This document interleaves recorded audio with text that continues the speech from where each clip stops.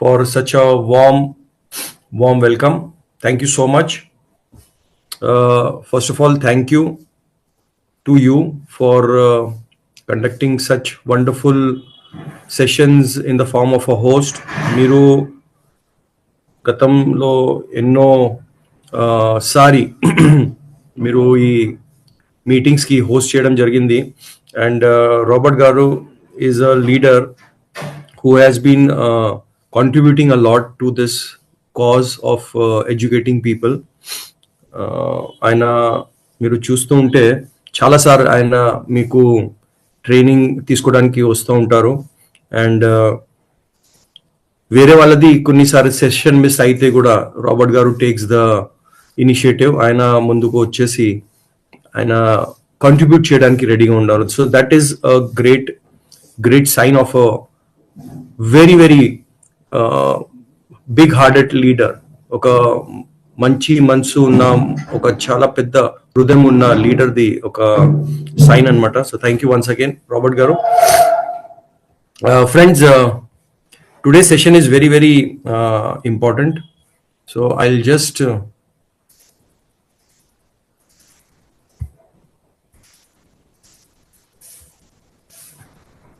hold on please.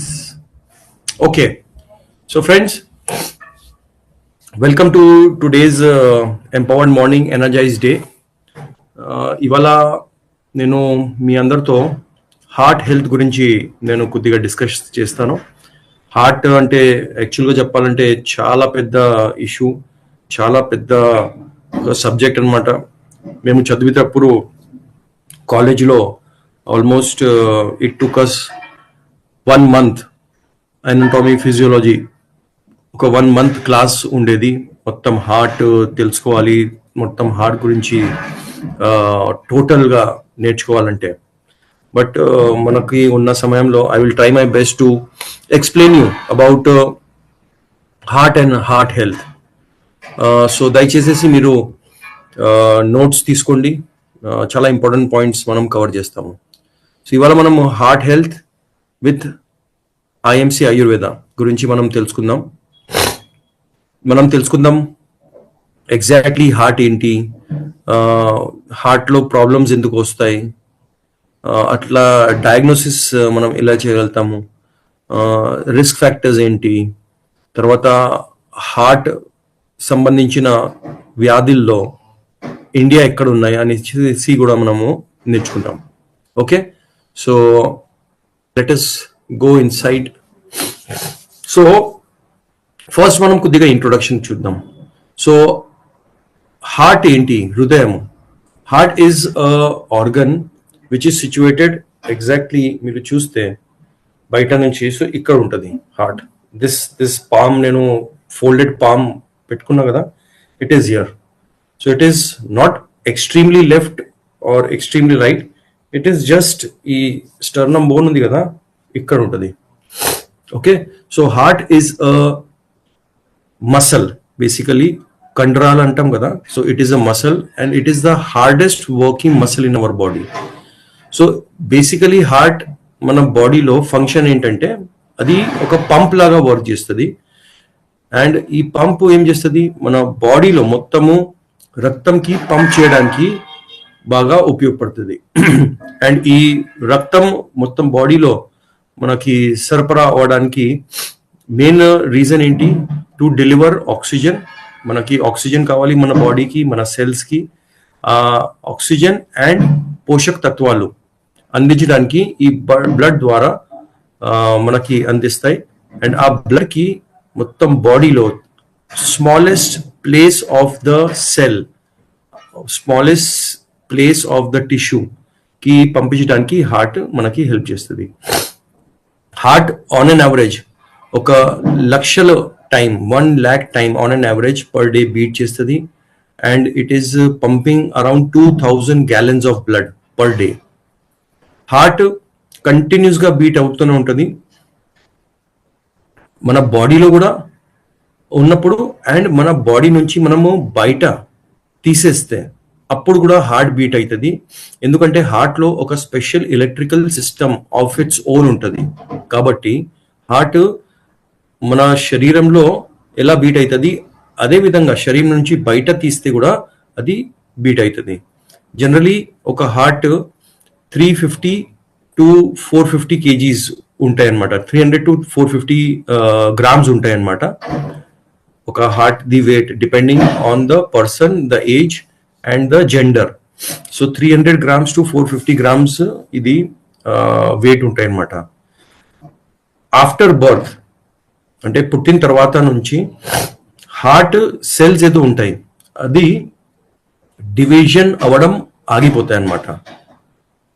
So me age బట్టి మీ హార్ట్ది కూడా age ఎక్కువ అవుతూనే ఉంటుంది. మన హార్ట్ సెల్స్ రెగ్యులర్గా డివిజన్ అవ్వదు, బర్త్ తర్వాత ఈ డివిజన్ ఆగిపోతుంది.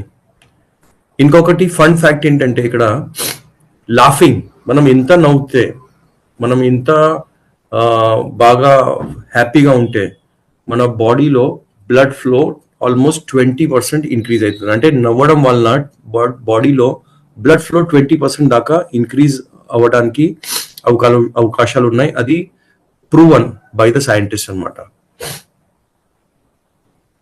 నెక్స్ట్ వచ్చేసి మన హార్ట్ లో ఉన్న ఎలక్ట్రికల్ ఏదో సిస్టమ్ ఉంది, అది ఇంత పవర్ఫుల్ ఉన్నాయంటే ఒక 20 watt బల్బ్కి అది ఎనర్జీ ఆర్ ఎలక్ట్రిసిటీ ఇవ్వగలుగుతుంది 24 hours కోసం.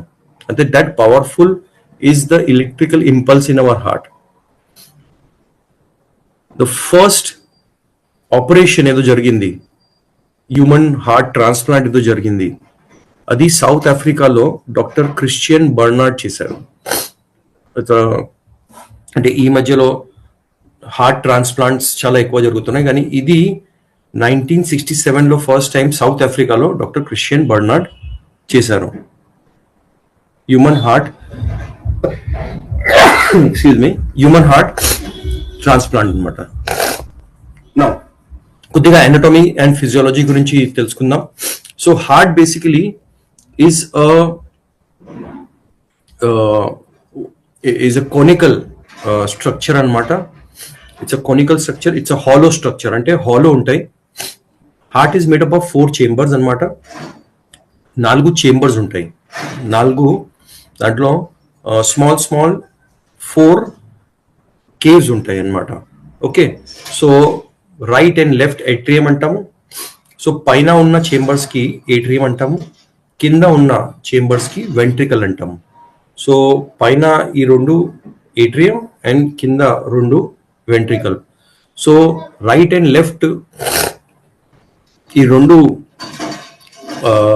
మనకి డివైడ్ అయింది, and left and right 2 upper and lower part, right and left part అట్లా డివైడ్ అయింది. Upper part is called yes atrium and lower part is called yes ventricle అనమాట. Heart లో 4 major walls ఉంటాయి. So that oxygenated blood and deoxygenated blood separate చేయడానికి, mix అవ్వకుండా చూడడానికి 4 heart లో walls ఉంటాయి. మీరు పిక్చర్లో కూడా చూసుకోవచ్చు, వైట్ కలర్ ఏదో వాల్స్ ఉన్నాయి, ఓపెనింగ్స్ అట్లా ఉన్నాయి. These are the walls. Blood vessels లో చూస్తే arteries, veins and capillaries. Arteries అంటే ఆక్సిజనేటెడ్ బ్లడ్ మన హార్ట్ నుంచి మొత్తం బాడీలో తీసుకెళ్తుంది. వెయిన్స్ డిఆక్సిజనేటెడ్ బ్లడ్, అంటే ఆక్సిజనేటెడ్ బ్లడ్ అంటే సింపుల్ లాంగ్వేజ్ లో చెప్పాలంటే ఫ్రెష్ బ్లడ్ అన్నమాట. ఆక్సిజన్ ఉంటుంది, న్యూట్రియంట్స్ ఉంటాయి. అండ్ వెయిన్స్ లో డిఆక్సిజనేటెడ్ బ్లడ్ అంటే ఆల్రెడీ యూజ్ బ్లడ్ ఏదో ఉంది, అది మళ్ళీ హార్ట్ దగ్గర వస్తుంది మళ్ళీ ఫిల్టర్ అవ్వడానికి, అంటే ఆక్సిజనేట్ అవ్వడానికి. క్యాపిలరీస్ అంటే చిన్న చిన్న చిన్న చిన్న అది ఎక్స్టెన్షన్ ఆఫ్ ఆర్టరీస్ ఉంటాయి, అది మన కండరాల దగ్గర, మన సెల్స్ దగ్గర వెళ్ళి ఆ బ్లడ్ కి సప్లై ఇస్తుంది. These are called as capillaries. Physiology of heart మనం తెలుసుకోవాలంటే మీరు మీ స్క్రీన్ మీద హార్ట్ మీకు ఒక ఎలక్ట్రికల్ ఇంపల్స్ కనిపిస్తుంది. ఎస్, సో బేసికలీ ఈ ఎలక్ట్రికల్ సిస్టమ్ ఏదో ఉంది, అది ఎస్ఏ నోడ్, ఒక సైనో అట్రియల్ నోడ్ అంటాము, that is a natural pacemaker of the heart. అంటే SA node and AV node ఉంటుంది.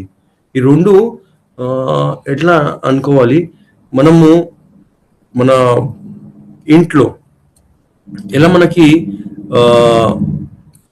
గవర్నమెంట్ దగ్గర నుంచి ఒక ఎలక్ట్రికల్ సప్లై రావాలంటే ట్రాన్స్ఫార్మర్స్ పెడతారు చూడండి, బయట బిల్డింగ్ బయట, లేకపోతే ఒక్కొక్క ఏరియాలో పెద్ద పెద్ద ట్రాన్స్ఫార్మర్స్ ఉంటాయి. So SA node and AV node ఏదో ఉన్నాయి, దట్ ఈస్ నథింగ్ బట్ చిన్న చిన్న ట్రాన్స్ఫార్మర్ లాగా ఉన్నాయి. అక్కడ నుంచి మనకి ఎలక్ట్రికల్ ఇంపల్స్ వస్తుంది అండ్ దానివల్ల మన హార్ట్ రెగ్యులర్గా వితౌట్ ఎనీ స్టాపేజ్ అది relaxation and contraction, relaxation contraction. Contraction means this is contraction and this is relaxation, contraction relaxation. It happens regularly. So basically మన హార్ట్ ఫంక్షన్ ఏంటంటే oxygenated blood, nutrient rich blood మన బాడీలో పంపించడం and carbon dioxide and waste మన system నుంచి బయట తీయడానికి ఉపయోగపడతాయి అన్నమాట, రైట్? సో ఇప్పుడు మనం చూద్దాం risk factors for the heart disease. Heart డిజీజ్కి సైన్స్ అండ్ సిమ్టమ్స్ ఏమున్నాయి, హార్ట్ డిజీజ్కి రిస్క్ ఫ్యాక్టర్స్ ఏమున్నాయి. సో జనరల్గా మనం చూస్తే హార్ట్ డిజీజ్ ఎవరికైనా వస్తున్నాయి, డెవలప్ అవుతున్నాయి అంటే కొన్ని జనరల్ సైన్స్ అండ్ సిమ్టమ్స్ ఉన్నాయి. మన బాడీ చెప్తుంది మనకి మన హార్ట్ కొద్దిగా ఇబ్బందిలో ఉంది. సో వన్ ఈజ్ గిడినెస్ రావచ్చు, మళ్ళీ మళ్ళీ మళ్ళీ మళ్ళీ గిడినెస్ రావచ్చు, కళ్ళు ముందు ఒక రకమైన చీకటిగా కనిపించడం, తర్వాత ఇంకా కొన్ని సివియర్ కేసెస్లో కొద్దిగా వామిటింగ్గా అనిపించడం, కొద్దిగా ఒక మత్తిలాగా అనిపించడం. నెక్స్ట్ కొందరికి బ్యాక్ పెయిన్ రావడం, కొన్ని కేసెస్లో బ్యాక్ పెయిన్ అంటే స్లైట్లీ అప్పర్ బ్యాక్ పెయిన్ రావడం, తర్వాత చెస్ట్ పెయిన్ రావడం, చెస్ట్లో కాంట్రాక్షన్ రావడం, చెస్ట్లో బాగా ఒక పట్టేస్తున్నట్టుగా ఫీలింగ్ రావడం. నెక్స్ట్ వచ్చేసి బ్రెత్లెస్ అవ్వడం, కొద్దిగా వాక్ చేస్తే బ్రీదింగ్ ఊపిరి రాకపోవడం. అండ్ ఇంకా కేసెస్లో కొన్ని కేసెస్లో లెఫ్ట్ హ్యాండ్ లాగడం, నొప్పి రావడం, ఈ జో లైన్ దగ్గర నొప్పి రావడం. So these are the signs and symptoms of heart problems అనమాట. రిస్క్ ఫ్యాక్టర్స్లో మనం చూస్తే number 1 is high blood pressure. ఎవరికైనా హై బ్లడ్ ప్రెషర్ ఉన్నాయంటే వాళ్ళకి హార్ట్ ప్రాబ్లమ్స్ రావడానికి అవకాశాలు ఎక్కువ ఉన్నాయి. నెక్స్ట్ ఏజ్తో నేను ఇంతకుముందు చెప్పాను కదా, ఏజ్ ఎలా మీ ఏజ్ ఎక్కువ అవుతుంది మీ హార్ట్ కూడా ఏజ్ అవుతుంది. So second is risk factor is age. Third risk factor is stress. ఎక్కువ స్ట్రెస్ ఉన్నాయి అనుకోండి, అది మెంటల్ స్ట్రెస్ ఉండొచ్చు, లేకపోతే వెరీ హెవీ పొల్యూషన్లో ఉన్నారనుకోండి, ఆర్ ఒక రకమైన వాతావరణంలో ఎన్వైరన్మెంట్లో ఉన్నారంటే ఆ స్ట్రెస్ఫుల్ ఎన్వైరన్మెంట్లో ఉండడం వలన స్ట్రెస్ బాగా హెవీగా మెంటల్ స్ట్రెస్ ఉండడం వలన కూడా హార్ట్ ప్రాబ్లమ్స్ రావడానికి ఎక్కువ అవకాశాలు ఉన్నాయన్నమాట. ఒబేసిటీ, ఎక్కువ వెయిట్ ఉండడం వలన risk factors for the heart. Next వచ్చేసి ఎక్కువ కొలెస్ట్రాల్ ఉన్నాయనుకోండి బ్లడ్లో, హై ట్రైగ్లిసరైడ్స్, హై ఎల్డిఎల్ ఉంటే కూడా ఇది మంచిది కాదు. నెక్స్ట్ వచ్చేసి డయాబెటీస్ అనమాట. డయాబెటీస్ ఎవరికైనా ఉన్నాయంటే వాళ్ళకి ఖచ్చితంగా హార్ట్ ప్రాబ్లమ్స్ రావడానికి అవకాశాలు ఎక్కువ ఉంటాయి.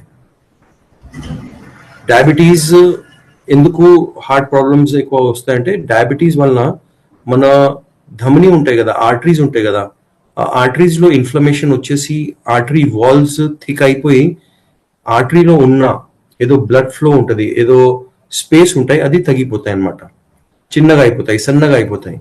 అండ్ దానివల్ల సరిగా బ్లడ్ కండరాలకి, టిష్యూస్కి, సెల్స్కి అందించదు. అండ్ దానివల్ల అక్కడ ఇష్యమియా వచ్చేసి ఆ పార్ట్ డెడ్ అయిపోతుంది. సో అది హార్ట్ ఉండొచ్చు, లేకపోతే వేరే ఎక్కడైనా ఉండొచ్చు బాడీలో. So diabetes is one of the causes for cardiovascular diseases. Next వచ్చేసి జెనెటిక్స్. జెనెటికల్గా కొన్ని జీన్స్ బాగా ప్రోన్ ఉంటాయి ఈ హార్ట్ సంబంధించిన డిసీజ్ రావడానికి. సెక్స్ సెక్స్ అంటే మేల్స్ కి ఎక్కువ ఈ రిస్క్ ఫ్యాక్టర్ ఎక్కువ ఉంటుంది. Males get more heart problems than females. Smoking, ఎవరైనా ఎక్కువ స్మోకింగ్ చేస్తున్నారో, టొబాకో ఎక్కువ వాడుతున్నారంటే వాళ్ళకి హార్ట్ ప్రాబ్లమ్స్ రావడానికి అవకాశం, రిస్క్ ఫ్యాక్టర్ ఎక్కువ ఉంటుంది. Unhealthy diet, high trans fat తీసుకున్న వాళ్ళు, ఎక్కువ ఆయిలీ, ఎక్కువ స్టార్చీ ఫుడ్ తీసుకున్న వాళ్ళకి, ప్రొసెస్ ఫుడ్, జంక్ ఫుడ్ తీసుకున్న వాళ్ళకి, ఎక్కువ సాల్ట్ ఫుడ్ తీసుకున్న వాళ్ళకి హార్ట్ ప్రాబ్లమ్స్ రావడానికి రిస్క్ ఫ్యాక్టర్ ఎక్కువ ఉంటుంది. Poor dental health, poor dental health అది ఏంటి సార్?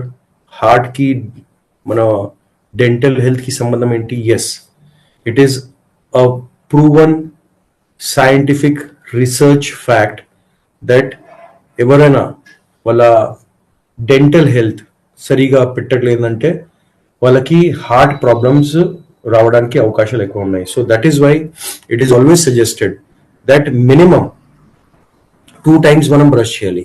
మార్నింగ్ మనం లేచిన తర్వాత మనం చేస్తాము, అది జనరల్గా మనం చిన్నప్పటి నుంచి అలవాటు ఉన్నాయి. కానీ చాలా మందికి ఇంకొకటి అలవాటు ఉంది మంచి, ఏంటంటే వాళ్ళు పడుకునే ముందు కూడా వాళ్ళు బ్రష్ చేసి పడుకుంటారు. So let me know in the chat box ఎవరెవరు నైట్ కూడా బ్రష్ చేస్తారు. ఒకసారి చాట్ బాక్స్ లో నాకు చెప్పండి. నైట్ నైట్ ఎంతమంది బ్రష్ చేస్తారు?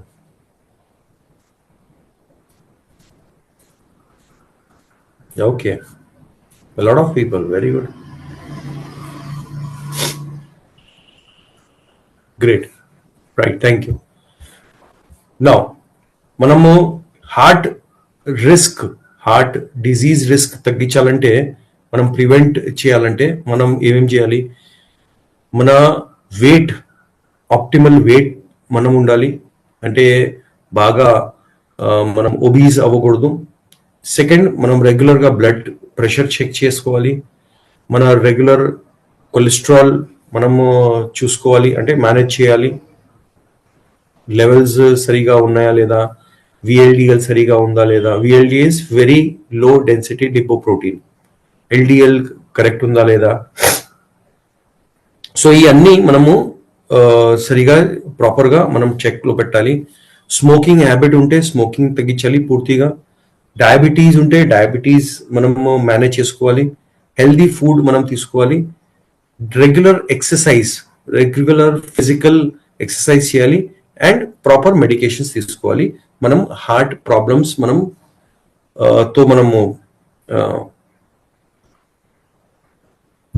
If you want to prevent అనమాట. Right, next the most common types of heart diseases.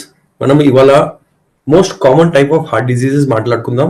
ఇండియాలో ఏదో ప్రాబ్లం ఉన్నాయి దాని గురించి, రైట్? సో దాని గురించి మనం తెలుసుకుందాం. I hope the screen is visible. Clear, sir. Clear, sir. Please continue. So, types of heart disease lo, the most common diseases in India are number 1, aneurysm. Aneurysm అంటే ఒక మన ధమని ఉంటాయి కదా, అది అక్కడ ఒక రకమైన బల్జీ వచ్చేస్తుంది, బల్జింగ్ వచ్చేస్తుంది. అది అక్కడ వీక్ అయిపోయి, ఆ వాల్స్ వీక్ అయిపోయి ఒక బల్జ్ వచ్చేస్తుంది. మనం చూస్తాం కదా పైప్స్లో, కొన్నిసార్లు మనము గార్డెన్లో వాడే పైప్స్, లేకపోతే మన బండిలో oil supply or petrol supply pipes ఉంటాయి, అక్కడ ఒక బల్జ్ వచ్చేస్తుంది, అంటే కొద్దిగా లావుగా అయిపోతుంది. దట్ ఈస్ మెడికల్ టర్మ్స్లో ఎన్యూరిజం అంటాము. సో ఆ ఎన్యూరిజం వలన హార్ట్లో నుంచి ఏదో బ్లడ్ వస్తుంది, అది సరిగా బాడీలో రాదు, అక్కడ బ్యాక్ ప్రెషర్ వస్తుంది మళ్ళీ హార్ట్లో, అండ్ అది ఒక చాలా చాలా డేంజరస్ సిచ్యువేషన్ అయిపోతుంది. నెక్స్ట్ వచ్చేసి కార్డియక్ ఏరిథమియా. కార్డియక్ ఏరిథమియా అంటే మన హార్ట్లో ఉన్న ఎలక్ట్రికల్ ఇంపల్స్ కొద్దిగా డిస్టర్బెన్స్ వచ్చేస్తుంది, సరిగా హార్ట్ పంపింగ్ అవ్వదు, ఏదో రిథమ్, కాంట్రాక్షన్ అండ్ రిలాక్సేషన్ ఏదో ఒక రిథమ్ ఉంది, అది డిస్టర్బ్ అయిపోయి కొన్నిసారి మన హార్ట్ బాగా ఎక్కువ కాంట్రాక్షన్ మోడ్లో వెళ్ళిపోతుంది, లేకపోతే ఎక్కువ రిలాక్సేషన్ మోడ్లో వెళ్ళిపోతుంది. ఏదో అవ్వచ్చు, ఏదైనా అవ్వచ్చు. So that is called as arrhythmias. Next వచ్చేసి కార్డియోమయోపతి. కార్డియోమయోపతి అంటే heart basically is a muscle. So ఆ మసల్లో బాగా వాపు రావడం, అంటే ఆ మసల్ లావుగా అయిపోవడం, అంటే అక్కడ వాపు వచ్చేసి ఆ పర్టికులర్ ఏదో చేంబర్ ఉంది, అది చేంబర్ తగ్గిపోతుంది, అంటే చేంబర్ సైజ్ తగ్గిపోతుంది. ఎందుకంటే సింపుల్ గా మీరు చూస్తే ఆ మసల్ వాల్ ఎక్కువ అవుతుందంటే, లావ్ అవుతుందంటే అక్కడ ఉన్న స్పేస్ తగ్గిపోతుంది. అండ్ దానివల్ల హార్ట్ పంప్ చేసేది బ్లడ్ తక్కువ ఉంటుంది, హార్ట్ మీద ప్రెషర్ ఎక్కువ పడుతుంది, అండ్ దానివల్ల హార్ట్ కార్డియక్ అరెస్ట్ రావడానికి అవకాశాలు ఉంటాయి. నెక్స్ట్ చాలా కామన్ ప్రాబ్లం మన ఇండియన్ భారతదేశంలో ఏంటంటే పెరికార్డైటిస్. పెరికార్డైటిస్ అంటే మన హార్ట్ మీద న్యాచురల్గా ఒక కవరింగ్ ఉంటుంది, that is called yes pericardium. హార్ట్కి మన బాడీలో ఏదో ఇంపార్టెంట్ ఆర్గన్స్ ఉన్నాయి, from brain to lungs to heart to liver, excuse me, అన్నిటి మీద ఒక కవరింగ్ ఉంటుంది. సో హార్ట్ మీద కవరింగ్ ఏదో ఉంటుంది, దానికి పెరికార్డియం అంటాము. సో పెరికార్డియం మీద ఇన్ఫ్లమేషన్ వచ్చేస్తుంది, that inflammation is called as pericarditis. So దానివల్ల కూడా కార్డియక్ ఫంక్షన్ తగ్గుతుంది, అండ్ బాడీలో వాపు రావడము, బాడీలో ఒక రకమైన అంటే మన చెస్ట్లో పెయిన్ రావడం, రకరకమైన సిమ్టమ్స్ ఉండొచ్చు, ఫీవర్ రావడం, బ్రెత్లెస్నెస్ అవ్వడం, ఇలాంటివి చాలా సిమ్టమ్స్ రకరకమైన కనపడతాయి అనమాట. అండ్ తర్వాత నెక్స్ట్ వచ్చేసి హార్ట్ ఫెయిలియర్. ఇక్కడ ఏంటంటే వెంట్రికల్స్ ఏదో ఉన్నాయి, అది బాగా హెవీగా డైలేట్ అయిపోతాయి, చాలా పెద్దగా డైలేట్ అయిపోయి అక్కడ కూడా సరిగా పంపింగ్ జరగదు, అండ్ ఫైనల్గా ఒక పర్సన్కి heart attack or cardiac arrest వచ్చేసి ఆయన చనిపోతారు. So these are the main types of heart diseases found in India. Signs and సిమ్టమ్స్లో మనం చూస్తే 11 సైన్స్ ఉన్నాయి. మళ్ళీ నేను ఒకసారి రివైజ్ చేస్తాను. First, discomfort or pain in the chest.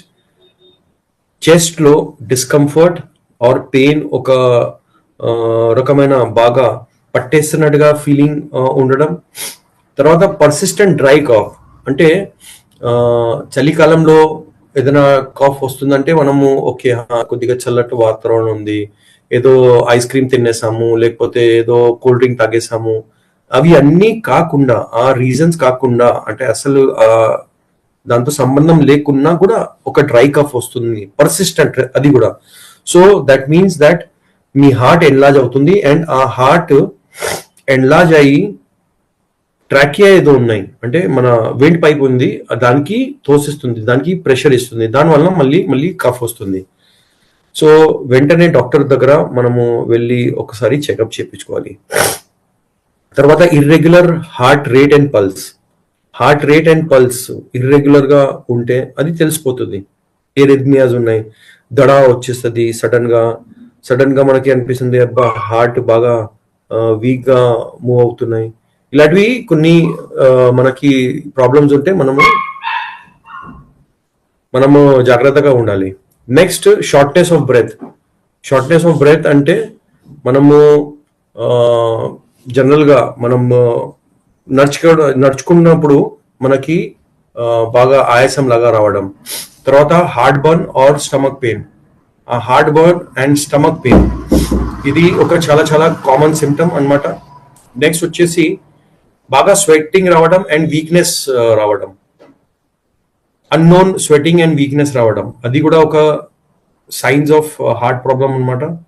తర్వాత కాల్లో, యాంకిల్స్లో స్వెల్లింగ్ రావడం, ఇది ఒక చాలా ఇంపార్టెంట్ సిమ్టమ్, సైన్స్ ఉన్నాయన్నమాట. తర్వాత కళ్ళు తిరగడం, ఇది కూడా ఒక important signal, sign. Body pains all over the arms and back లో రావడం. ఎక్సెస్ స్నోరింగ్, ఇది కూడా ఒక సైన్ ఆఫ్ హార్ట్ ప్రాబ్లం రావడానికి అవకాశాలు ఉన్నాయి. అండ్ బ్లూ ఫింగర్ టిప్స్ అంటే మన ఫింగర్ టిప్స్ బ్లూ అయిపోవడం ఇది కూడా ఒక సైన్ ఆఫ్ హార్ట్ ప్రాబ్లం అన్నమాట. గ్లోబల్ సినారియో చూస్తే అక్రాస్ ద గ్లోబ్ మీరు చూడండి, ఈ గ్లోబల్ మ్యాప్ అన్నమాట. ప్రస్తుతం our country which is India is on the top. CVD cardiovascular డిజీజ్లో మీరు చూస్తే ఇండియా రైట్ నౌ, బికాజ్ మనది పాపులేషన్ చాలా ఎక్కువ ఉన్నాయి కాబట్టి we are number 1 in the world. మీరు చూస్తే we are the highest in cardiovascular disease, heart డిజీజ్లో we are right now leading in the world అన్నమాట. ఎందుకంటే we are top in the population. So మీరు చూస్తే on an average every 1 lakh పాపులేషన్లో almost 550 plus people are dying of heart attack or some cardiac related issue అన్నమాట. ఇది మీరు చూస్తే ఇండియాలో ఇది ఇంతకుముందు మీకు వరల్డ్ సినారియో చూపించుకున్నాను. అంటే మొత్తం వరల్డ్ పాపులేషన్లో 1 lakhలో 541 ఇండియా నుంచే వాళ్ళు చనిపోతున్నారు. వరల్డ్ లో మనం కంపేర్ చేస్తున్నాం. అప్పుడు ఇక్కడ ఈ డయాగ్రామ్ లో మీరు చూస్తే హార్ట్ డిజీజెస్ ఇన్ ఇండియా మీరు చూస్తే చాలా ఎక్కువ సివిడీస్ ఏదో ఉన్నాయి, అంటే కార్డియోవాస్కులర్ డిజీజ్ ఏదో ఉన్నాయి. అది ఆంధ్ర, తమిళనాడు, కేరళ, మహారాష్ట్ర, వెస్ట్ బెంగాల్, పంజాబ్ ఇలాంటివి ఏరియాస్లో ఎక్కువ ఉన్నాయి అన్నమాట. తెలంగాణ కొద్దిగా తక్కువ ఉంది, కానీ ఆంధ్ర ఎక్కువ ఉన్నాయి. హై బ్లడ్ ప్రెషర్ చూస్తే తెలంగాణ, ఆంధ్రాలో ఉన్నాయి, మంచిగానే ఉన్నాయి. తెలంగాణ తక్కువ ఉన్నాయి కానీ ఆంధ్రాలో ఎక్కువ ఉన్నాయి, ఎందుకంటే వాళ్ళ ఫుడ్ హ్యాబిట్స్ ఎలా అక్కడ అట్లా ఉండడం వల్ల అంటే సిస్టోలిక్ బ్లడ్ ప్రెషర్ ఎక్కువ ఉంటుంది.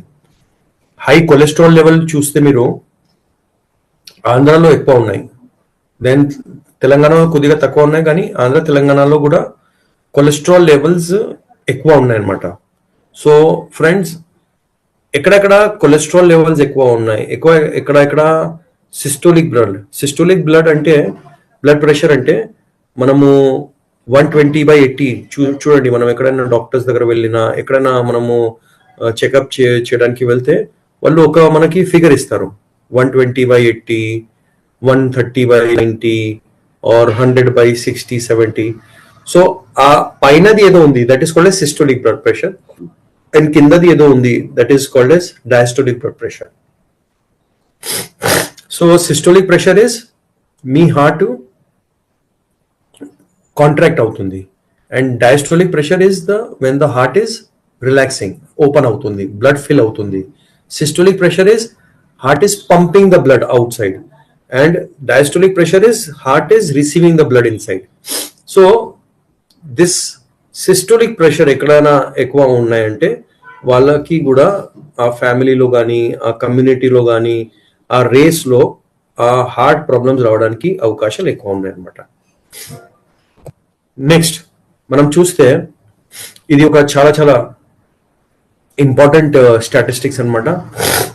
900 people under 30 die due to heart disease in India every day. అంటే 30 ఏజ్ కైనా తక్కువ ఉన్న ఏజ్లో పీపుల్ ఇండియాలో 900 people ఎవ్రీ డే చనిపోతున్నారు because of heart disease. It's a very shocking number for such a big developing country, ఎందుకంటే మన main work ఫోర్సే పోతుంది. నెక్స్ట్ వచ్చేసి 19% of all deaths are accounted by heart diseases, all age groups are included.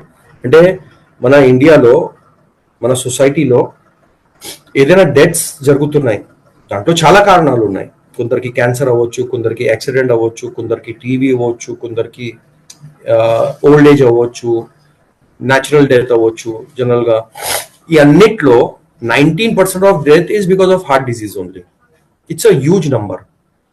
తర్వాత 25% of deaths in the age of 25 to 69 occur because of heart disease.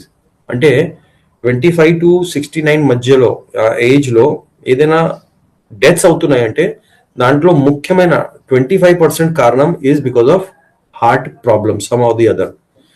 4 people die of heart attack every minute in India. చూడండి, every minute, ఒక నిమిషంలో మొత్తం ఇండియాలో 4 ఎక్కడో చనిపోతున్నారు because of heart attack only. And the age group is mainly between 30 to 50 years of age. ఇంకా చూస్తే 22.9% deaths occur because of heart ailments in rural areas. అంటే చాలా మందికి ఒక మిస్కన్సెప్షన్ ఏంటంటే ఈ heart problems only urban areas లో, cities లోనే ఉంటాయి. నో, అట్లా కాదు. రూరల్ ఇండియా కూడా ఆల్మోస్ట్ సేమ్ గా అఫెక్టెడ్ ఉన్నాయి.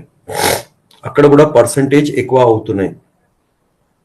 నెక్స్ట్ మనం చూస్తే 32.8% death occur because of heart ailments in urban area. అంటే అర్బన్ ఏరియాస్ లో డెఫినెట్లీ రూరల్ కైనా ఎక్కువ ఉన్నాయి, but now rural area is also catching up అన్నమాట. Rural area is also picking up on the heart related deaths అన్నమాట.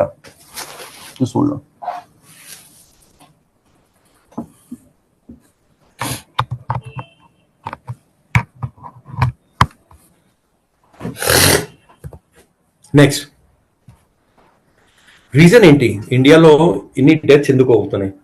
Number 1 is unhealthy diet, high trans fats మనం తింటున్నాం, refined carbohydrates, and ఎక్కువ మనం sugar ఎక్కువ, మనకి ఎక్కువ ఫెస్టివల్స్ ఎక్కువ ఉంటాయి, మనం ఎక్కువ స్వీట్స్ తింటాము.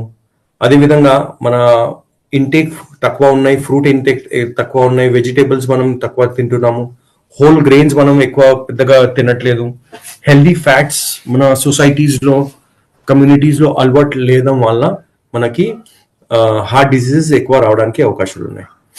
అదేవిధంగా physical inactivity, sedentary life style, మనము డెస్క్ జాబ్ ఎక్కువ అలవాటు పడ్డాము, అర్బనైజేషన్ ఎక్కువ అయిపోయింది, ఎక్కువ మనము వాకింగ్ చేయము.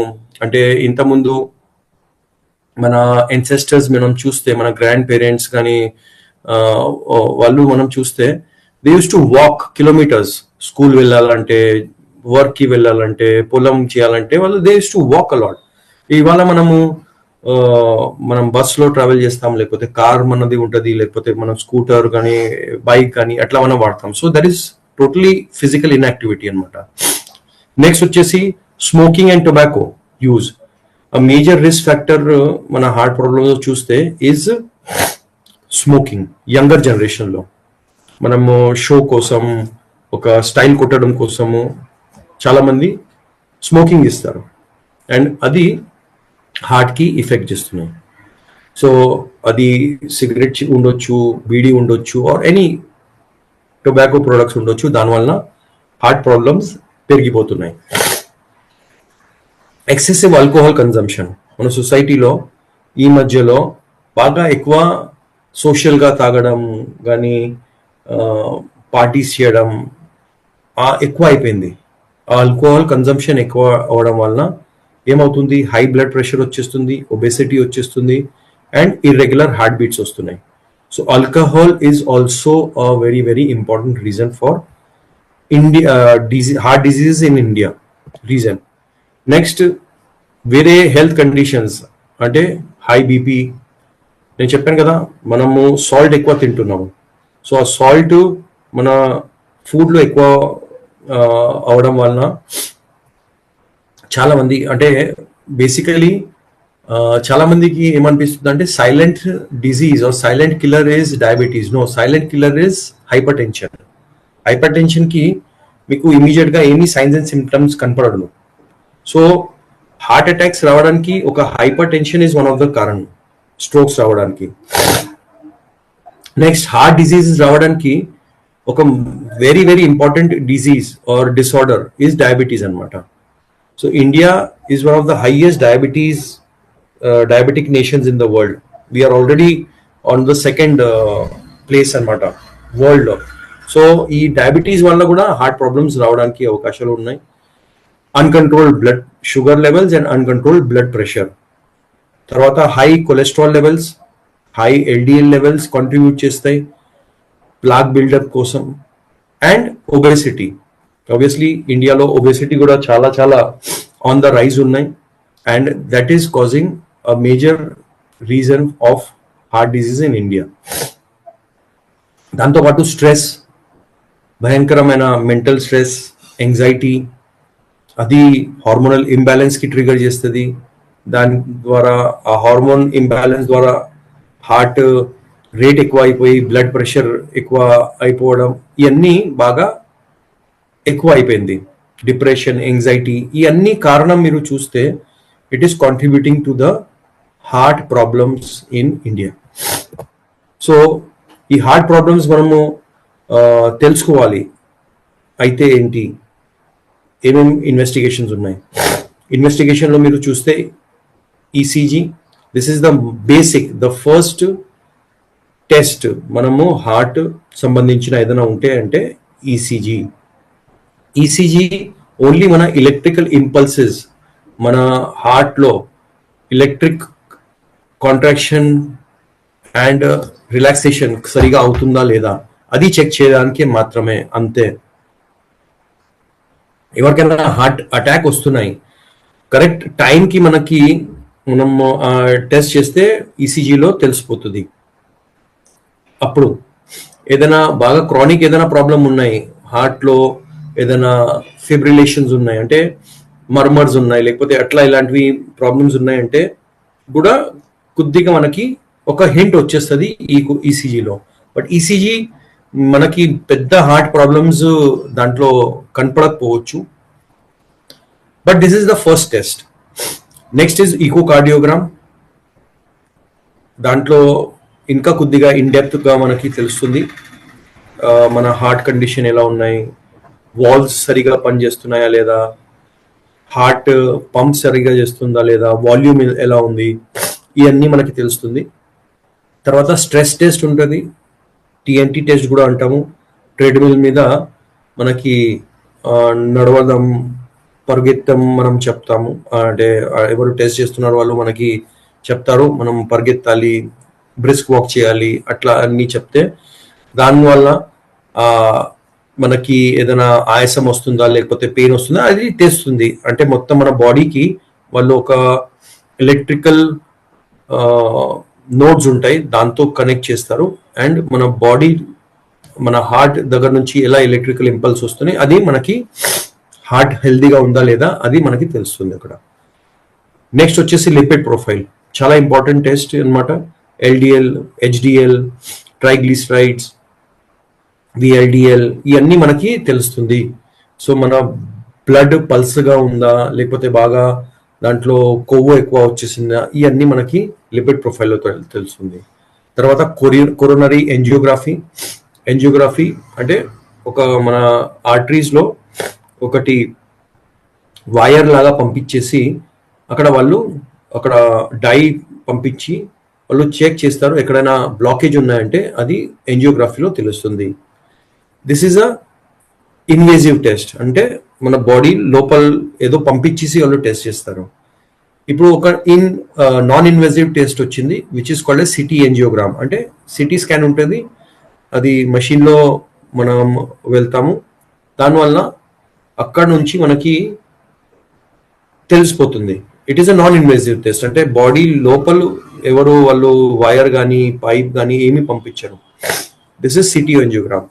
సో నాకు యాజ్ అ డాక్టర్ మీరు అడిగితే after 40 everyone should get a CT angiogram done. ఒక్కసారి ఎవ్రీ 10 yearsలో ఒక్కసారి చేసేస్తే ఏదైనా బ్లాకేజ్ ఉందా లేదా, ఏమైనా ప్రాబ్లం ఉందా హార్ట్కి, హార్ట్ హెల్త్ ఎలా ఉంది అది మీకు తెలిసిపోతుంది. So these are certain test and investigations. ఇప్పుడు మనము role of Ayurveda in managing heart diseases. So చాలా ఇంపార్టెంట్ డిస్క్లైమర్ అనమాట. ఆయుర్వేద ఒక కాంప్లిమెంటరీ అప్రోచ్గా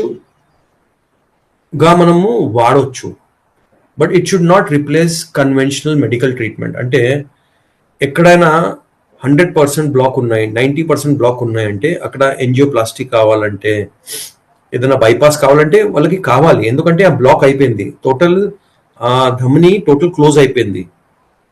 సో అక్కడ మనము యాజ్ అ కాంప్లిమెంటరీగా మనము సజెస్ట్ చేసుకోవచ్చు, కానీ కన్వెన్షనల్ ఏదైనా సర్జరీ అవసరం ఉన్నాయంటే, వేరే వాళ్ళు బ్లడ్ థిన్నర్స్ ఇస్తున్నారంటే, వేరే వాళ్ళు హై బీపీ కోసం ఏదైనా ఎలోపతిలో తీసుకుంటున్నారంటే అది మనము ఖచ్చితంగా ఆపకూడదు. ఆ మెడిసిన్స్, ఎలోపతి మెడిసిన్స్ తో పాటు మన ఆయుర్వేదిక్ ప్రొడక్ట్స్ మన ఐఎంసీది ఇస్తే యాజ్ అ కాంప్లిమెంటరీ వర్క్ చేస్తుంది, right? So basically Ayurveda role ఏంటంటే high blood pressure, cholesterol issue, stress induced palpitation and minor blocks కోసం బాగా ఇది వర్క్ చేస్తుంది. Minor blocks, not major big blocks, minor blocks. ఐఎంసీలో ప్రొడక్ట్స్ ఏమేమి ఉన్నాయి మనము హార్ట్ హెల్త్ కోసం? Number 1 Himalayan berry, aloe noni, Arjuna Rishta, aloe cholesterol, omega 369, super health, flaxseed, Shri Tulsi, Shri Haldi, ricin oil. These are the 10 products which are very very good for heart health అన్నమాట ఐఎంసీలో. ఈ 10 products ఇవాళ no,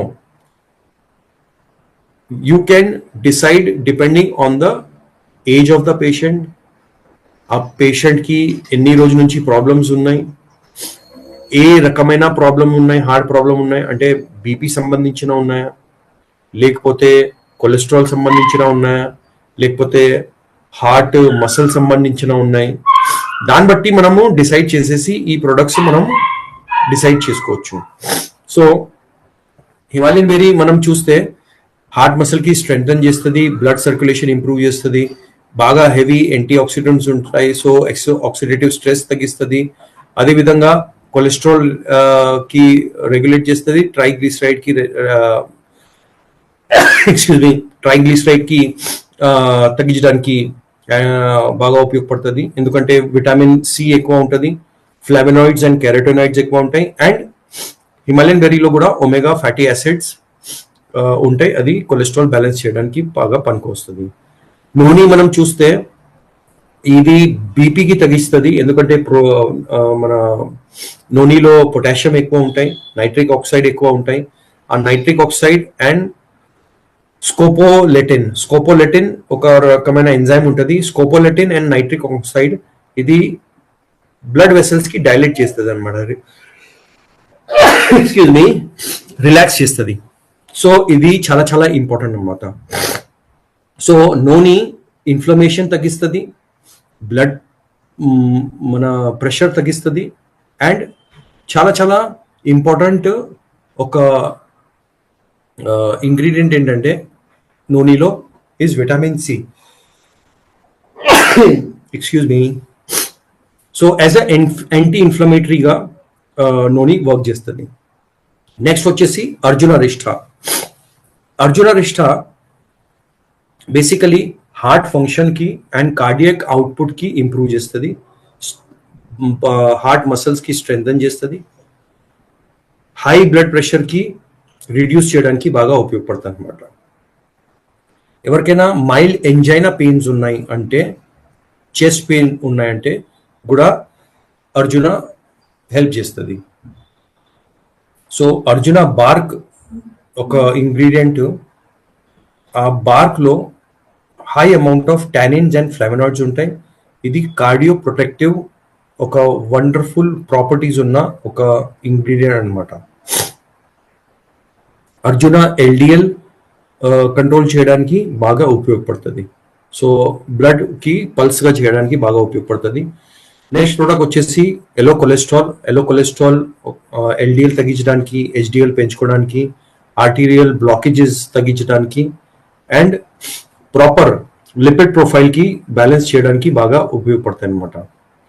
omega 369 triglyceride reduce చేయడానికి, blood pressure కి control చేయడానికి, clots prevent చేయడానికి బాగా ఉపయోగపడుతుంది అనమాట. అది arterial walls the elasticity maintain చేయడానికి, అండ్ స్ట్రెయిన్ రిడ్యూస్ అంటే ఆర్టరీస్ మీద ఏదో స్ట్రెయిన్ పడుతుంది, హార్ట్ మీద ఏదో స్ట్రెయిన్ పడుతుంది, అది తగ్గించడానికి బాగా ఉపయోగపడుతుంది అనమాట. అదేవిధంగా సూపర్ హెల్త్ క్యాప్సూల్, ఈ క్యాప్సూల్లో మీ అందరికీ తెలుసు గార్లిక్ ఉన్నాయి, ఫ్లెక్సీడ్ ఉన్నాయి, కలోంజీ ఉన్నాయి, అశ్వగంధ ఉన్నాయి, తులసి ఉన్నాయి, ఇలాంటివి ఇవన్నీ అర్క్తో ఇది మనం రెడీ చేసిన ప్రొడక్ట్ అన్నమాట. సో కొలెస్ట్రాల్ బిల్డప్కి అండ్ ప్లాక్ బిల్డప్కి ఆపుతుంది. స్ట్రెస్ హార్ట్ మీద ఏదో ఉంటుంది, బ్రెయిన్ మీద ఏదో స్ట్రెస్ ఉంటుంది, అది తగ్గిస్తుంది. అదేవిధంగా ఒక మంచి బ్లడ్ సర్క్యులేషన్కి, ఆర్టీరియల్ హెల్త్కి ఇంప్రూవ్ చేయడానికి బాగా ఉపయోగపడుతుంది అనమాట. ఫ్లెక్స్ సీడ్ ఏం చేస్తుంది, ఎల్డిఎల్ తగ్గించడానికి అండ్ గుడ్ కొలెస్ట్రాల్ పెంచుకోవడానికి బాగా ఉపయోగపడుతుంది. బ్లడ్ ప్రెషర్ న్యాచురల్గా తగ్గించడంలో బాగా ఉపయోగపడుతుంది. ఆర్టీరియల్ స్టిఫ్నెస్ అంటే ఇన్ఫ్లమేషన్ వలన ఏదో ఆర్టీరియల్ స్టిఫ్నెస్ వచ్చింది, అది కూడా తగ్గించడానికి బాగా ఉపయోగపడుతుంది.